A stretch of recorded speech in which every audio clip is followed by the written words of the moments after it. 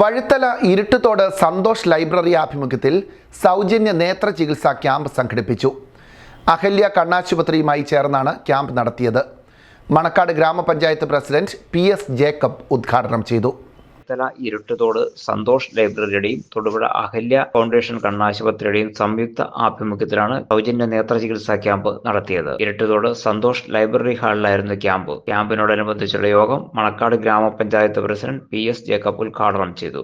പോരായ്മകളുണ്ടോ എന്ന് പരിശോധിച്ച് അറിയുന്നതിന് വേണ്ടിയിട്ടാണ് സാധാരണക്കാരും കൂടിയിരിക്കുന്ന ആളുകൾ എത്തിയിരിക്കുന്നത്. അവരോടൊരു ദീർഘമായ പ്രസംഗം ഉചിതമല്ലായിരുന്നു. പരിശോധന നടത്താൻ ജീവനക്കാരും ഇവിടെ സജ്ജരായിട്ടുണ്ട്. കേരളത്തിലെ ആരോഗ്യരംഗത്ത് വലിയ മുന്നേറ്റം ഉണ്ടാക്കാൻ വേണ്ടി കഴിഞ്ഞു. ഇന്ത്യയിലെ മറ്റേതൊരു സംസ്ഥാനത്തെ അപേക്ഷിച്ചും കേരളമാണ് ആരോഗ്യ രക്ഷയുടെ കാര്യത്തിൽ മുൻപിൽ.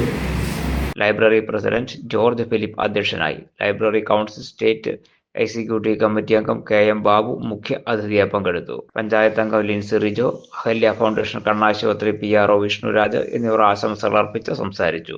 ചടങ്ങിൽ ലൈബ്രറി സെക്രട്ടറി സുധീന്ദ്രൻ കാപ്പിൽ സ്വാഗതവും ജേസൺ TC നന്ദിയും പറഞ്ഞു. നിരവധി പേരാണ് ക്യാമ്പിൽ പങ്കെടുക്കാൻ എത്തിയത്.